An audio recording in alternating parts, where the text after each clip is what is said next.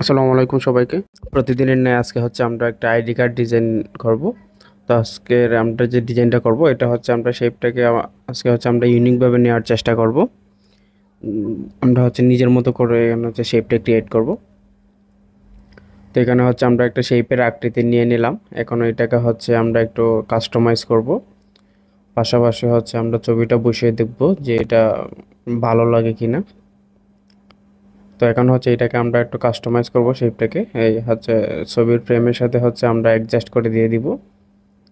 আর ছবির ফ্রেমের সাথে যে শেপটা আছে শেপটাকে হচ্ছে আমরা একটু স্মুথ করে নিয়ে নিলাম স্মুথ টুল দিয়ে।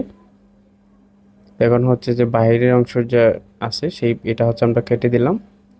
আর এটাকে হচ্ছে আমরা একটু নিচের দিক দিয়ে হচ্ছে আমরা ছোট একটা শেপ দিয়ে দিব। আবার দেখবো যে এটাকে ভালো লাগে কিনা। যদি ভালো লাগে তাহলে রাখবো, না হয় আমরা এটা একটু কেটে দিব।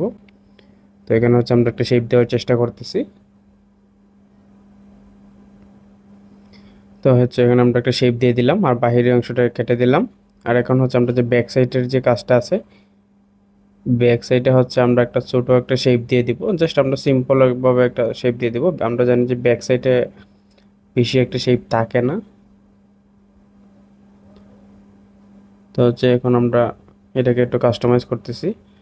ছবির যে ফ্রেমের যে কালার আছে এটা হচ্ছে আমরা অ্যাডজাস্ট করে দিয়ে দিলাম। আর এখন হচ্ছে একজন ব্যক্তির যে বিভিন্ন ধরনের ইনফরমেশন থাকে, যেমন নাম, তার পজিশন, আইডি নাম্বার, এগুলো হচ্ছে আমরা দিয়ে দিলাম।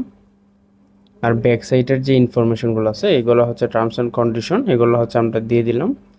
যেহেতু আমরা এটা জাস্ট একটা সিম্পল একটা আইডি কার্ড ডিজাইন, তো এটার মধ্যে হচ্ছে যে ধরনের ইনফরমেশন থাকা দরকার এগুলো হচ্ছে আমরা জাস্ট দিয়ে দিলাম। আর আমাদের ডিজাইনের কাজটাও মোটামুটি শেষ। আর এটা হচ্ছে আমাদের ডিজাইনের যে ফাইনাল আউটপুট। ধন্যবাদ সবাইকে।